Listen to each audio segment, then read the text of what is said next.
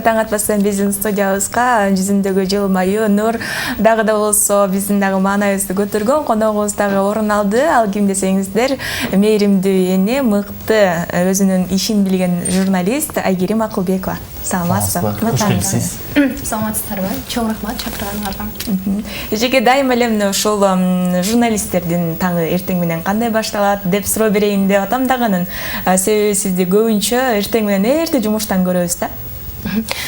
Негизи эртең менен башталат. Ар кандай бизде таңкы эфир деген бар. Эгерде таңкы эфирде биздер сыяктуу алып барсак, анда таңкы саат 5те башталышы мүмкүн. Эгерде мен сыяктуу болсо саат 8-9 съемкалар болгон күндөр 7те. Анан мен дагы экинчи милдетим бул кызым болгон үчүн күнүгө бакчанын ызычуусу менен башталат. Азыр да ошо бакчадан келатам. Негизи күнүгө эле ошол акыркы күндөрү ошо талаш менен башталып атат да таңыбыз. Бала бакчаны айтып калдыңыз. Кичинекей кезибизде көпчүлүгүбүз бала бакчага, кээ бирлерибиз барган эмеспиз, кээ бирибиз барганбыз. Сиз баргансызбы? Бала бакчага барып чоңойгонсузбу? Мен баргам, бирок мен аябай ийкемдүү жаш бала болчу экен. Мындай уяң мүнөз, анан бакчага көп баргым келчү эмес экен. Анан азыр кызым дал өзүмдөй болуп атат. Күнүгө ошо барбайм деп, ошонун ызычуусу менен жүрөбүз. Балким ошо өзүм айта элекмин, апамдарга деле эстете элекмин. Мен 1-2 ай эле барбасам, деле ошо Бишкектеги жана Панфилов паркынын жанында бакчага барчумун. Андан кийин барбай калгам да. Билбейм эми аз балам кандай болот.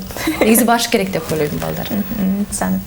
Анан баягы өзүңүз бала чагыңызда кайсыл жерде өттү эле? Бүгүнкү темабыз да ушул балалык тууралуу болуп жатат.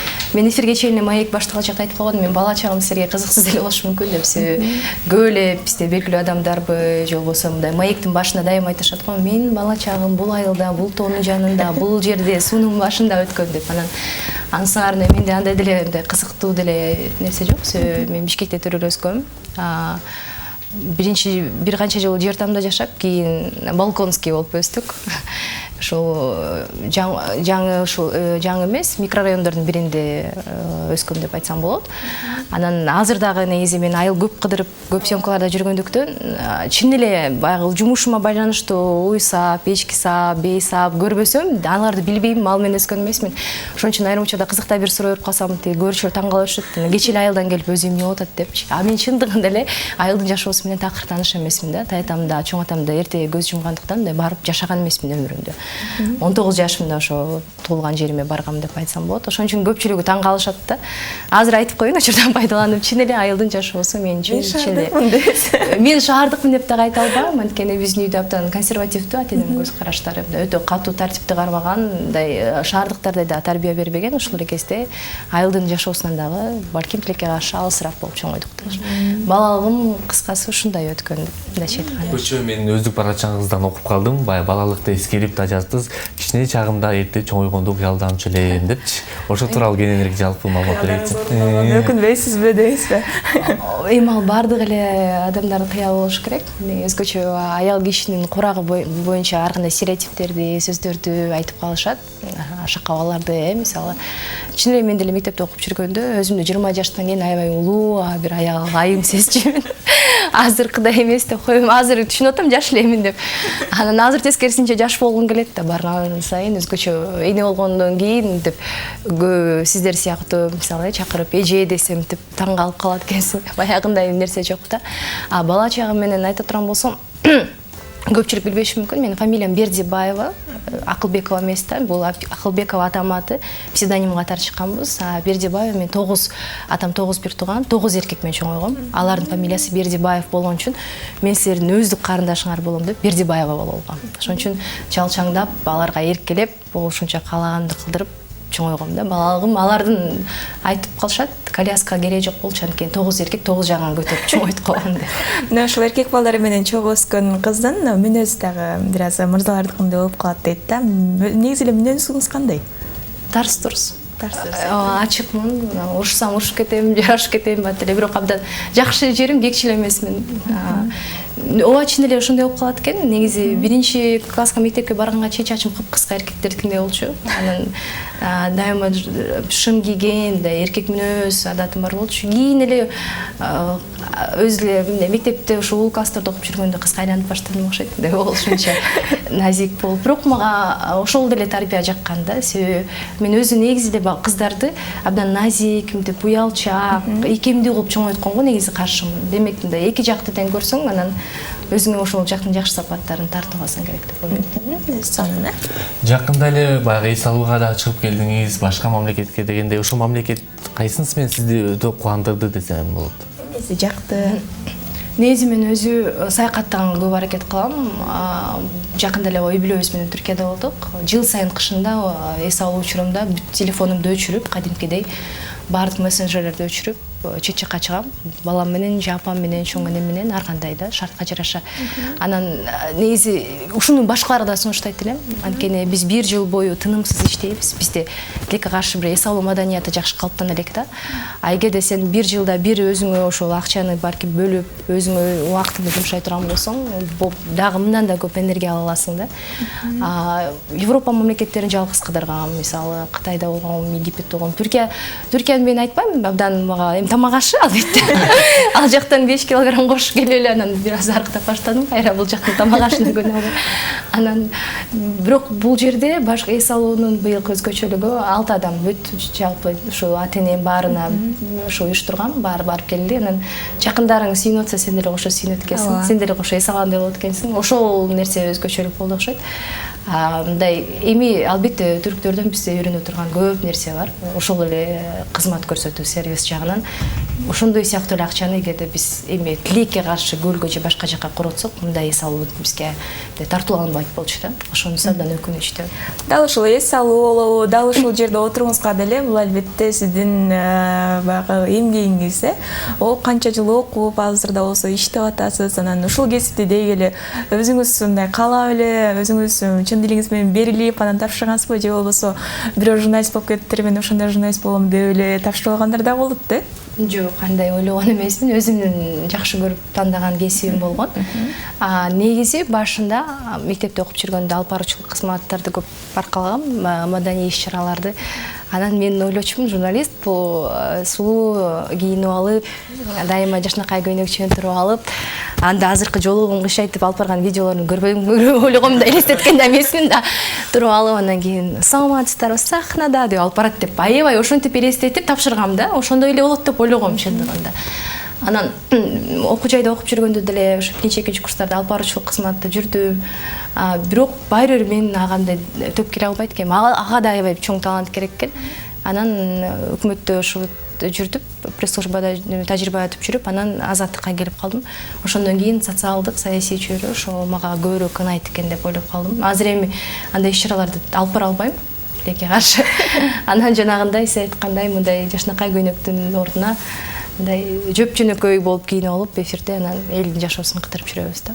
Кыскасы ошо. Демек, бала кезиңизден баягы окуп бүткөндөн кийин дал ушул кесипти тандагансыз өзүңүз, Ооба. Журналистиканы өзүм тандагам. Бирок көбү каршы болгон.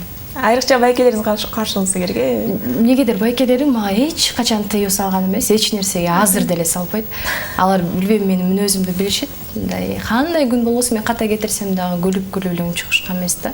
Тескерисинче бир агам, Жаныбек деген агам бар, аябай мындай ишимди көп баалаган. Ошол менин биринчи тажрыйба өткөнгө жардам берип, анан мен КТРге баргам, ойлогом да дароо жылдыз болом деп.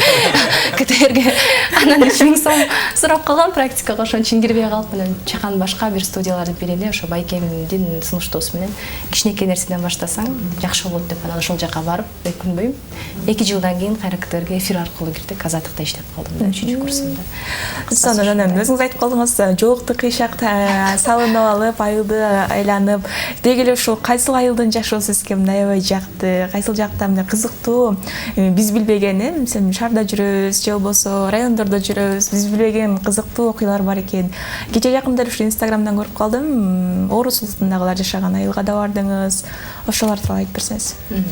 Негизи мен 2014-15 жылы ошо азаттыкта иштегенге чейин менин бир эле маршрутум бар болчу да, бул так Бишкектин ортосунда окуу жай, үй болду. Мен ал тургай жаңы конуштун жашоосун да билчү эмес экенмин да. Анан мага аябай ачылыш болгон мындай күйдө. Мен мисалы жаңы телефон алгым келип атса, свети жок айыл бар экен. Же болбосо бир жаңы бир кийим алгым келип атса, такыр наны жок бир адамдар бар экен көрүп, мен аябай таң калгам да.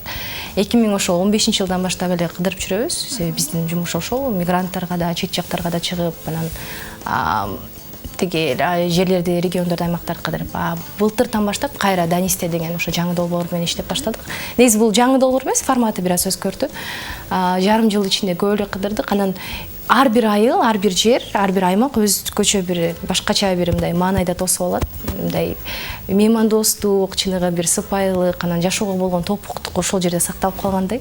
Эгерде биз чоң шаарларда жашагандар дайыма жакшы нерсени каалап кел, бер деп жетпей жатат десек, ал жерде ошол бир сындырым нанга дагы топук кылып жашаган, каниет кылган адамдарды көрүп, мындай суктанасың да, үлгү аласың. Менин каармандарым да ошондой да. Алар өз салтын, алар өз жерин, алар өз тилин сактап калган. Алар өкмөткө күндөн албайт, бирок аларда абдан көйгөйлөр көп да. Ошон үчүн ар бир берүүдө биз мындай ошол форматты көргөзгөнгө аракет кылабыз. Сиз айткандай кечээ дагы бир программа чыкты, чоң кеминде тартылган. Бул Шабдан же болбосо мурдагы Новая Россия деген айыл жөнүндө калып калган орустар. Алар кыргыздар менен жүрүлүшүп, алар улак тартат, алар кыргызча сүйлөйт. Алар мындай кыргыздын салтын сактап калып калышкан да. Ошол сыяктуу айылдардын жашоосу көрсөтүлөт. Айыл деп калдык, дагы бир өзүңүздүн баракчаңыздан көрүп калдым. Айыл жергесинде мектеп да, больница да жок экен да. Ушуларды көрүп Дүйшөндүн мектебин. Мектеп айыл бир агай өзүнүн үйүн мектеп кылып алган. Ушул тууралуу айта кетсеңиз кененирээк. Ооба, Кең суу айылы жөнүндө жаңы жылга чукул берүү даярдаганбыз. Нарында Жумгалдагы. Кең суу деп баары тең ойлошот. Көл эмес, Жумгал деп коёюн. Ошондой айыл бар экен, чакан эч кандай шарты жок, электр жарыгы жок, мектеби жок. Бир эле мектепти ошо мугалим ал турган мектеп эмес, өзүнүн эле сарайын мектеп кылып, анан балдарга сабак берип аткан. Азыркынын дүйшөнү да, мындайча айтканда. Биздин ишибиздин дагы бир жакшы жери ошол биздин берүү адамдарды өзгөртөт, же болбосо жашоосун өзгөрткөнгө жардам берет. Бул берүүдөн кийин азыр мектеп курулмай болду. Анан электр жарыгы да киргизилет деп айтып атышат. Андайды укканда аябай сүйүнөсүң. Бул башкы жетишкендик ошол дипломдору эмес, ушул нерсе деп ойлойм да. Бул ушу Жумгалдагы айыл болчу. Аябай жарнамалап салдым окшойт. Кыскасы ушундай ишибиз. Негизи анан бул эми журналистика тармагы бир аз орраак, анткени баскан турганын баардыгына белгилүү болуп турат, жакшы сөз ээрчийт, жаман сөз ээрчийт. Анан кээде ушул жумушту тандабай эле мындай бизнес жагын же болбосо сулуулук дүйнөсүн тандап эле кетип калсам деген мындай ойлор пайда болбой койсо керек. Жок, пайда болгон эмес. Бизге келген же болбосо практикага, же болбосо экскурсия келип турушат, студиябызга келген ар бир экинчи кыздын көзүндө ушул суроолор, алар дайыма берет. Кантип бала менен кантип чечесиз? Турмушка чыкканда эмне болот? Анан кантип кайын журт түшүнөбү? Анан кандай болот? Анан кийин айлык кандай? Дайыма айтам да, эгер сиздин каалооңуз болсо, такыр коркпоңуз. Анткени бул сиздин ишиңиз, сиз тандап келген жумуш, демек баары сиздин колуңузда да. Чындыгында мындай бирдей жолу бул жумушту таштап эле кетип калсам экен деген ой болгон эмес. Анын үстүнө мен бизнес тармагы дегенде мен өзүм базарда көп жыл иштегем. Ал жакта деле көргөм. Суулукка такыр жокмун. Өзүмдү боёнтуш үчүн мен бир 3 күн сакташым керек. Ушунча жыл болду, 5 жылдан бери эфирге чыгам, бирок такыр боёнгонду үйрөнгөн жокмун. Ошон үчүн ал жака баш бакпай эле койсом болот да. Ошондуктан өзүм колуман келген эле жумушумду аркалап эле ошол тапкан ырыскым менен жашаганым. Боёнсом 3 күн кетет деп калдыңыз да, эгерде таң эрте бүгүн кантип келдиңиз анан? Өзүңүз боюн болсоңуз. Мен курбу кызымды кыйнап атып, боётуп. Таң эрте чыгып. Ооба, бул абдан мындай. Аны ал көрсө таарынат, бирок аны мындай тургузуп боёнтуш аябай оор да. Өзүм келгенден уялдым, айтып атпайм, боёнгонду билбейм депчи. Дагы негизи эле кыздар бир жака чыгардын алдында бир 2 саат 1 саат боёнуп да, жок дегенде, ошон үчүн 5-10 мүнөт. Эгерде сиздин кичинекей чырылдаган кызыңыз болсо 3 мүнөт ашып барса. Чырылдаган кызыңыз деп калдыңыз. Элесте биз кичинекей чагынан бери мен мисалы үчүн дайыма көрүп келем да, анын ар бир кылыктары ушундай сонун, анан жакында эле көрдүм. Англис тилинден да өздөштүрүп атыптыр, орус тилин да өздөштүрүп атыптыр. Тиги эле кызыңыз эмнеге жакын? Менин оюмча ушул тил үйрөнүү жагына жакыныраак окшойт. Ушул аябай башкача тема баштап койдуңуз да. Негизи апаларга балдар жөнүндө айтса, токтойбуз да, бизчи өзүбүз жөнүндө айтпашыбыз мүмкүн. Аябай мен баягы тамашалап айтып аткам, теги садиктен, бакчадан күндө видеолорун жиберип турат, билип аткан, ырдап аткандарын, же бир нерсе жасаган, анан баарына көргөзгүң келет дүйнөнүн баарына. Менин кызым ойнотот депчи. Себеби мындай балаңа болгон сыймыктануу, балаңа болгон мындай мээрим аябай башкача экендигин көрсө. Болбосо мен өзүмдү мерез деп эсептейм көп нерсеге. Калп окшойт ошол деле эмес.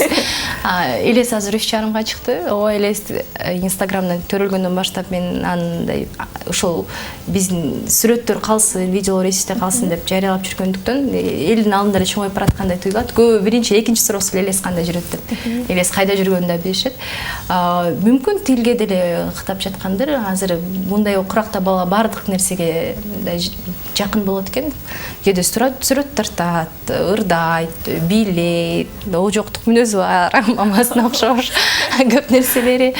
Анан тилге дагы негизи баланы ойлогом, мен өзүм орус группада окугам, анан орусча келип азаттыкта сюжет тартып жүрчүмүн, анан аябай кыйналгам текст жазгандан. Ошон үчүн башында эле кыргызча үйдөн үйрөнүп, кыргызча сүйлөсө, анан атасы дагы орус тилдүү да. Анан кийин оңоюраак болот болуш керек деп кыргызча биз тилин чыгарып, кыргызча сүйлөшчүбүз. Бирок баягы кидс каналдардын таасири менен дээрлик 90% орусча сүйлөп калдым. Мен аябай азыр кыргызча да аракет кылып атабыз, ошончо кыргызча өңдөрдү айтсам мен аябай сүйүнүп кабылдап, кызыл десе сүйүнүп, антпесе кызыл дегенди дагы билбей орусча англисче сүйлөп калган да. Анан эми бирок сөзсүз баланын кичинекейинен үйдөн үйрөтүш керек деп ойлойм. Бул менин кемчилигим да, мен аны аябай жакшы түшүнөм. Мынакей эне катары мынакей балага азыркы учурда өзүңүз байкап атасыз, уюлдук телефонду карматып коюп эле өзүнүн иши менен алек болгон ата-энелер аябай толуп тура. Ошолорго кандай кеңеш берет элеңиз? Анда мен да бармын да. Негизи тилеге каршы көрүтүрүлүк ошону кылат экен да. Мисалы мен ушуну өзүм турмушка чыга электе, бала боло электе, ушинтип сиз сыяктуу программаларды алып бараткам деп. Кантип балаңызга убакыт бөлбөйсүз деп сурап берчүмүн да. Аябай таң калышып, кантип. Чындыгы жашоого келгенде кечке иштейсиң, кээде чарчайсың. Анан иштебей коюн десең, балаң кем каржысы керек. Анан баланы карап сен деле отургуң келет да. Мисалы мен отпуск учурунда эс алуу учурунда дедик ушу 3 жума кызым менен болдум. Жабышып калдык бирибизге аябай мындай. Сонун үйдө отурган эне болуш аябай сонун. Бирок шарт башка. Анан келгенде мен деле убакыт бөлгөнгө аракет кылам. Эгерде мен жумуштан кеч келсем, кызым кадимкидей мындай кежирлей кармап, менин ошол менен да жазалап аткандай сезилет да. Анан ошондой учурда кээде бирок кээде бошогондо телефон карматасың. Бирок телефондо деле азыр дүйнөлүк бир эме болуп калбады, тенденция көрүнүш болуп калды. Жакшы кидс каналда жакшы кызыктуу нерселер да бар экен, мен ойлойм. Мен мисалы өңдөрдү кечке түшүндүрүп бере албаган нерсени алар 1 мүнөттүк видео менен түшүндүрүп коет экен да. Кээде өзүм да жакшылап карап өтүрүп көрүп калдым. Бирок баары кыз киши болгондуктан эме мындай аябай түз правильно деп коет орусча, кыргызча түз жүргөн болот окшойт кыздар мындай. Сөздү угат, тил алчак. Кызым көп кылсаң болбойт, көп көрсөң болбойт, көп таттуу жесең болбойт, тишиң түшүп калат деп ошентсең угат түшүнөт да. Тишиң түшүп калат экен чоң энемкин дейт, андан кийин жебей коет да. Негизи балага мындай түшүндүрсөң түшүнөт экен, түшүнүш керек экен. Эң сонун. Мынакей убактыңызды бөлүп биздин эфирге келип бериңизге чоң рахмат. Дагы да болсо жакшы бир эмгектерди күтөбүз. Азыркы учурда бизди көрүп жаткан көрөрмандарга жакшы бир кабыл тилек болсун. Чоң рахмат сиздерге да, чакырууңуздарга. Эми ойгонуп жумушка шашып, балким мен сыяктуу байкыча шашкандардын баарына кутман таң, күнүңүздөр ийгиликтүү болсун. Анан сөзсүз ойлогон ой, кыялдар ишке ашсын, орундалсын. Сиздердин эфириңер тунук эфир болсун. Дайыма ушул жерде кызыктуу, жагымдуу коноктор көп келип турсын. Чоң рахмат, сиз дагы бар болуңуз.